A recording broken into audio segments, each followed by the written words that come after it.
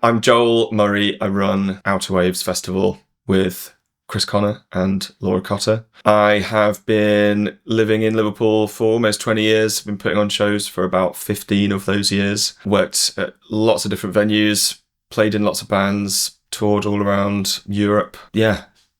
There's a lot of amazing people in Liverpool, a lot of amazing bands in Liverpool. Over half our lineup at OuterWaves is Liverpool bands.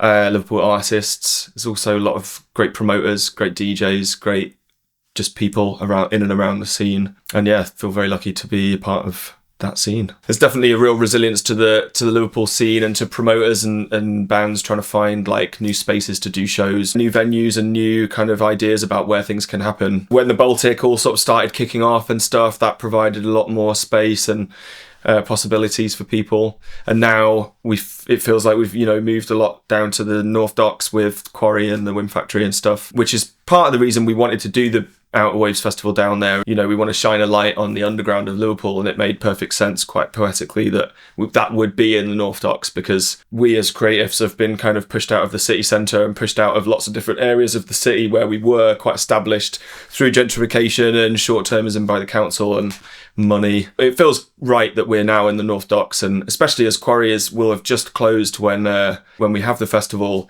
I think it all kind of feeds into that narrative of like that's where the scene kind of is for the most part now. Well, that's what it feels like. There was a time when there would be exhibition openings, little gigs, followed by a club night at, say, like the Casimir, or there was a place called the Car Park Space, which has become Pins. All in that little kind of like square, few hundred meters, basically. There was like 6 or 7 spaces where there'd be exhibitions, little gigs, acoustic things, DJ nights, late night, after parties and all that sort of stuff. And like all of that is stopped now. All of that has been closed down and developed, and the money's sort of come in. And yeah, we've been sort of pushed out. And I mean, there's just been so many, even recent years, like with Jimmy's closing down. I mean, I was never in love with that place, but I mean, it was a live music venue in the city centre that, like a lot of really good promoters used, especially Moonfrog, like really good friends with Mikey and love what he's doing. He's a proper soldier of the scene. Yeah, just overnight, just closed down just like that. If a venue in Liverpool can't survive in the city centre that has live music on, like 4, 5, 6 nights a week, like what is going on? It's really not great. Just doesn't feel like there's too much support out there for that kind of those kind of struggles. Like I know it's happening everywhere. I've got friends all over. A lot of the way the cities are being gentrified and artists are getting pushed out, but especially in like France and Germany, like a lot of these cultural organizations have really good relationships with the council, and the council like look to provide spaces like, okay, we are having to close this due to money and the short-term kind of gains of like development, but then they'll be like, how about this place? How about this place? And whereas in Liverpool, it just feel like they're just like, sorry, the money came and we couldn't say no.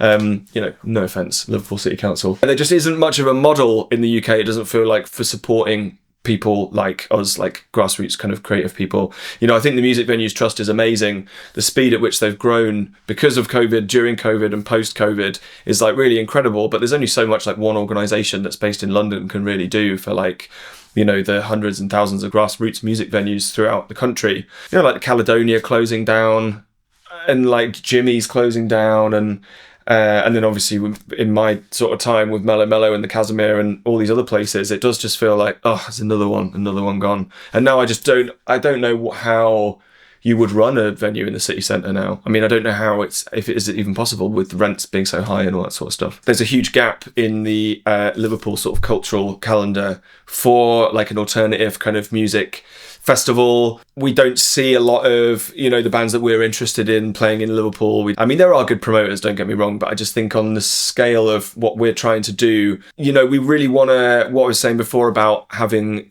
such a rich scene and so many amazing bands and artists and promoters and people like that. There's a lot of people doing like little shows here and there, 40 people there, 40 people there, maybe 100 people there, blah, blah, blah. But our idea was to try and like bring everyone together to kind of have a bit of a celebration of like our scene together, right? We're not interested in, making loads of money or anything like that. It really is, I mean, all we want to do is break even. We just want to make it possible. We want to make it a really good experience and shining a light on Liverpool's underground and experimental kind of artists and scenes, because it is amazing and there's a lot going on, but often things are happening separate from each other and we want to bring it all together. So with the curation, like half our artists are Liverpool bands. We've got lots of different people from my perspective, like the left field of the mainstream, but showing how diverse and how multifaceted the experimental art scene in Liverpool is. You know, there's like so many different genres covered. We're not being specific, and we're not trying to put on like a psychedelic music festival or a noise music festival. It's like everything that could be classed as like not mainstream, basically. And there's a lot of people doing that sort of stuff, and hopefully our lineup reflects the kind of rich variety within the Liverpool scene.